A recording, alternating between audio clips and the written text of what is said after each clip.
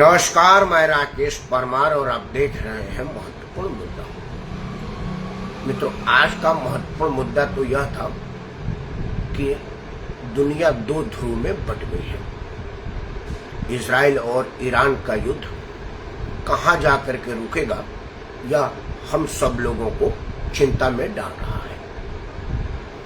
हालांकि ईरान पर जिस मुद्दा बना करके हमला किया गया था, वह मुद्दा उस देश के पास है जो मुद्दा बना रहा है। मतलब अमेरिका ने ईरान पर परमाणु बम बनाने के मटेरियल को इकट्ठा करने या परमाणु बम बनाने के तरफ बढ़ने के आशंका मात्र से इजराइल के द्वारा हमला कराने का प्लान किया, जबकि दुनिया में परमाणु बम या अणु बम मारने का श्रेय अमेरिका के पास जाता है, जो उसने जापान के शहर हिरोशिमा और नागासाकी में गिराया था।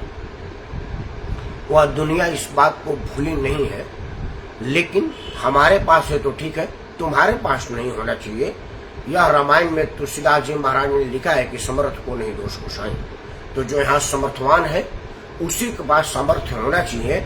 आप अगर समर्थवान बनने का प्रयास करेंगे तो हम आपको नेस्तनाबूद कर देंगे।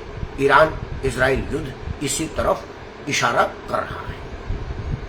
युद्ध कहीं भी हो, घातक हथियार कहीं भी हो, यह मानवता के लिए खतरा है और हम सब निशस्त्रीकरण के तरफ बढ़ने वाले लोग हैं और मानते हैं कि डीआर्मिनेशन होना चाहिए। आर्म्स को जितना जल्दी हो सके आर्म्स एम्यूनेशन को खत्म कर दिया जाना चाहिए, ताकि दुनिया खुशहाल जीवन व्यतीत कर सके। हर आदमी को जीवन जीने का अधिकार है, किसी को भी अकाल मौत मार देने का अधिकार किसी को नहीं आता है। लेकिन जिसके पास लाठी है भैंस उसी की है, यह कहावत हम बचपन से सुनते आ रहे हैं। आज भी वह चरितार्थ हो रहा है। अब देखना होगा कि यह कहां तक जाकर के रुकेगा। युद्ध करने में सिर्फ एक तरफा नुकसान नहीं होता। इजराइल को इस बात की ज्ञान अब होना शुरू हो गया है, क्योंकि तेल अवीव में भी बहुत ज्यादा नुकसान ईरानी मिसाइलों ने किया है। लेकिन यह मैं मानता हूं और ये जानता भी हूं कि ईरान बहुत ज्यादा देर तक सर्वाइव नहीं कर पाएगा, क्योंकि इजराइल के साथ पूरी पश्चिमी मुल्क है और उन सबके पास हथियारों का जखीरा है। लेकिन रूस, चीन, जापान क्या कर रहे हैं, यह देखने वाली बात है। मैं यह नहीं मानूंगा या नहीं चाहूंगा कि यह रूस, चीन, जापान किसी एक देश के समर्थन में खड़े हो जाए। तब वर्ल्ड वार का खतरा शुरू हो जाएगा या वर्ल्ड वार छिड़ सकता है, जो धरती को विनाश करने के लिए पर्याप्त है। कई देशों के पास इतना ज्यादा बारूद है कि वो अकेले पूरे पृथ्वी का बारूद बना सकता है, राख बना सकता है। तो अगर सभी देशों ने एक दूसरे पर अणु बम गिराना शुरू कर दिया तो पृथ्वी कहां जाकर रुकेगी, किस राख के इस ढेर को किस ग्रह पर जाकर के गिरना पड़ेगा, यह सोच के ही मन सिहर जाता है। लेकिन हमें यह समझ आती है, उनको क्यों नहीं आती है, यह हम नहीं समझ पा रहे। खैर, हम तो ईश्वर से प्रार्थना करते हैं कि ईश्वर उन्हें सद्बुद्धि दे और ईश्वर अपने शरण में ले, उनको इस महापाप को करने से रोके, तभी जाकर के अमन चैन बनेगा। वो हर पर लागू है, चाहे वो अमेरिका हो, इजराइल हो, ईरान हो या उसको सहारा देने, उसको बैठी करने वाले देश हो।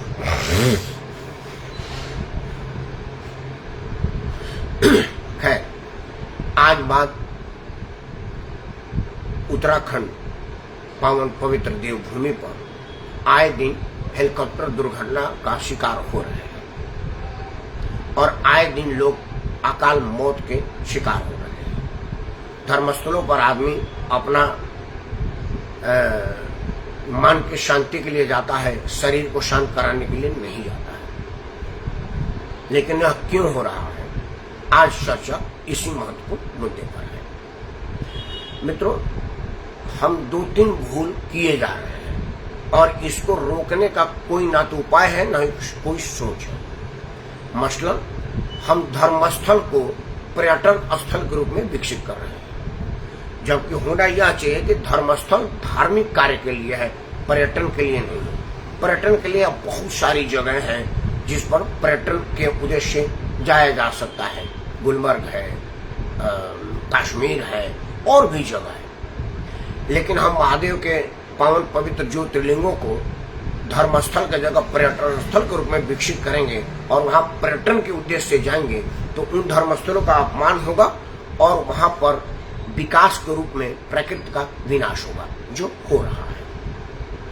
हम धर्मस्थलों में आवागमन को इतना ज्यादा बढ़ा दिए हैं और आवागमन को सुगमता बनाने के लिए हम सड़क का निर्माण कर रहे हैं और सड़क के निर्माण करने के लिए पहाड़ को चीर रहे हैं। आप सबको पता होगा, जो भूगर्भ शास्त्री हैं उनको एक बात का ज्ञान है कि जो हमारे पहाड़ है वो अभी शैशवावस्था में है, बाल काल में है, क्योंकि पहाड़ों को पक्का होने में लाखों करोड़ों वर्ष होता है और हमारी पृथ्वी अभी इतने वर्ष की नहीं हुई है कि वो पहाड़ पूर्णतः सख्त हो जाए। पहाड़ों ने अभी पत्थरों को पूरी बढ़िया से जकड़ा नहीं, इसलिए आप पहाड़ी इलाके में जाते होंगे तो आए समय भूस्खलन वगैरह होता रहता है और पत्थर गिरते रहते हैं, वो इसलिए कि पत्थर जकड़े हुए नहीं। इन वजहों से दुर्घटना होता रहता है। जब पत्थर पहले से ही बहुत मजबूती से नहीं जकड़े हैं, उसमें उनको बारूद लगा करके उड़ाना, विस्फोट के कारण उसमें और ज्यादा कंपन पैदा करना भूस्खलन का कारण बनता है और वो उस वजह से तोड़ते कम है और टूटता ज्यादा है। दूसरा मामला है, अगर पर्यटन बढ़ेगा तो उनको रहने के लिए वहां पर hotel, guest house, rest house वगैरह का निर्माण करना पड़ेगा और हमारे बिजनेसमैनों को वह सबसे पहले मुफीद लगता है कि जहां यात्री जा रहे हैं उनके लिए यात्री सुविधाओं का ख्याल रखा जाए। यह सरकार भी करती है। तो जिस पहाड़ को स्वच्छंद रूप से रहना चाहिए उसको तोड़ के काट करके उसमें निवास बनाना पड़ता है, यात्री सुविधा का निर्माण करना पड़ता है, जिससे पहाड़ को सांस लेने में खतरा होता है और वह भरभरा करके गिर जाता है।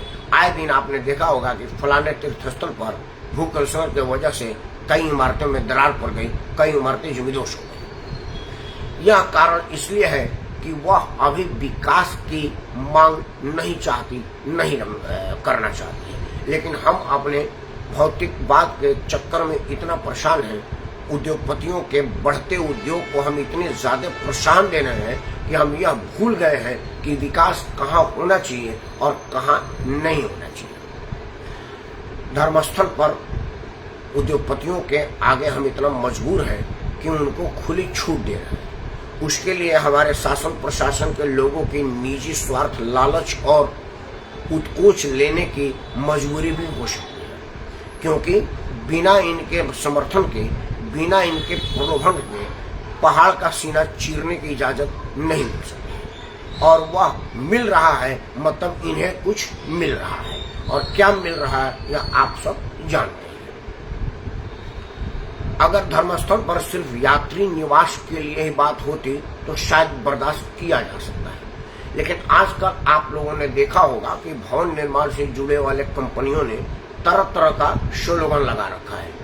माँ गंगा के किनार पर, हनुमान जी के कपार पर, शिव जी के विस्तार पर तरह तरह के स्लोगन आपको मिलेंगे और आपको लगेगा कि मैं माँ गंगा के किनार पर ही घर ले रहा हूँ। और हमारे देश में दो तरह के प्रजाति पाए जाते हैं। एक आदमी ऐसा है जिसके पास पैसा अपरंपार है और दूसरा आदमी ऐसा है जिसके पास पैसा बिल्कुल ही नहीं। एक हंसने के लिए बात कर रहा हूँ, यह सच्चाई भी है कि एक डॉक्टर के पास दो मरीज गए।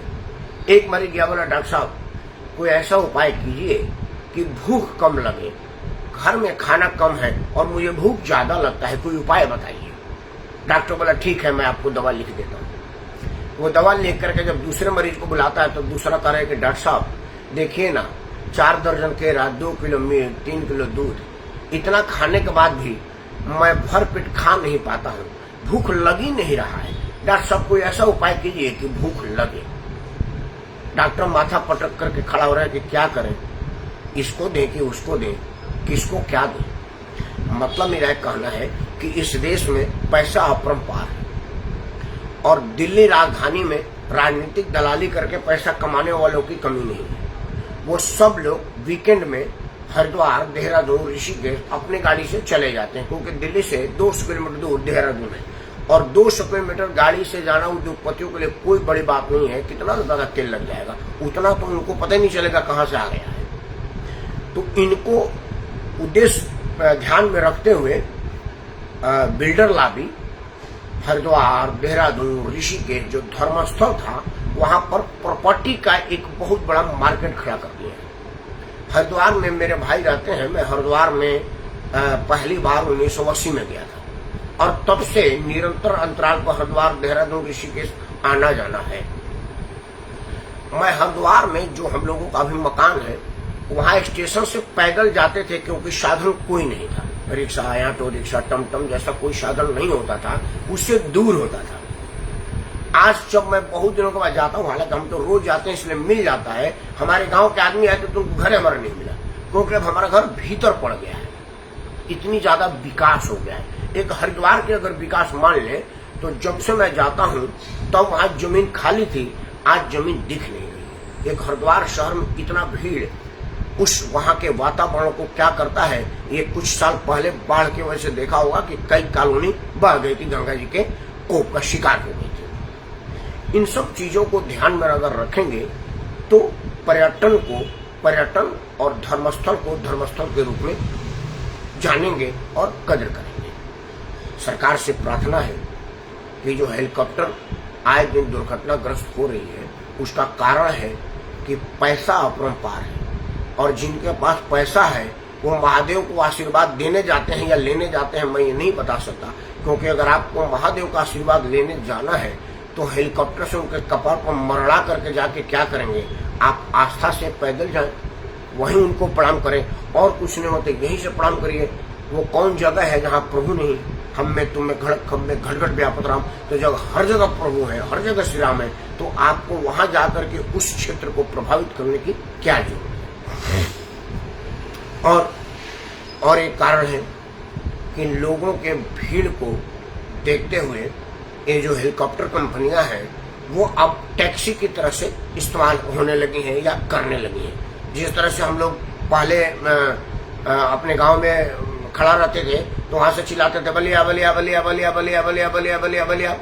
आधा में सुनाते थे बलिया बोल रहे कि बलिया बोल रहा है, लेकिन वो इतना स्पीड में बोलता था कि हम लोग समझते थे कि बलिया वाली बस खड़ी है।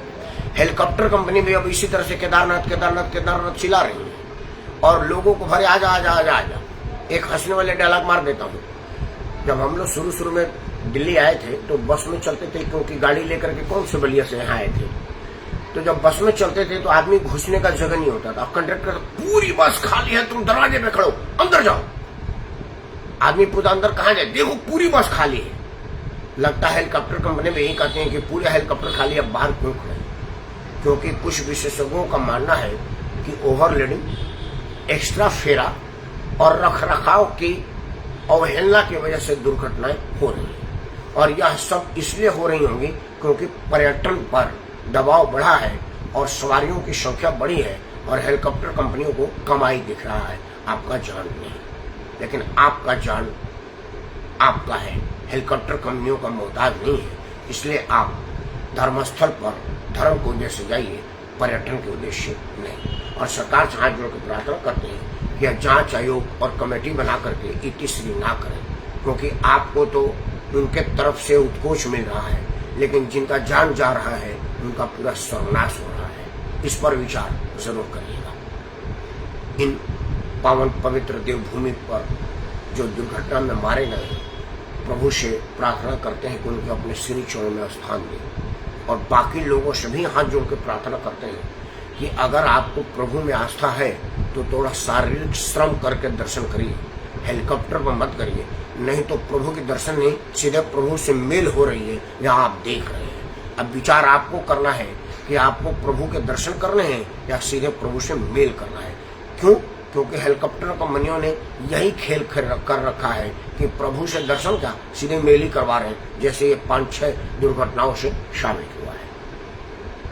मुझे मालूम है कि एक दिन के मेरे वीडियो से सरकार ना तो अपने नियति में बदलाव लाएगी, क्योंकि विकास से उसका भी विकास हो रहा है और आपका सर्वनाश हो रहा है। लेकिन अगर आप इन चीजों को समझ जाएंगे तो उनका विकास रोक देंगे और अपना हित सोचेंगे। आप अपना ही सोचिए और आपके जीवन में किसी तरह का विघ्न ना आए, किसी तरह की दुर्घटना में आप शिकार ना हो। इन्हीं मनोकामनाओं के साथ मैं राकेश परमार आप सबको सादर प्रणाम करता हूँ। जय हिंद, वंदे मातरम और भारत माता की जय।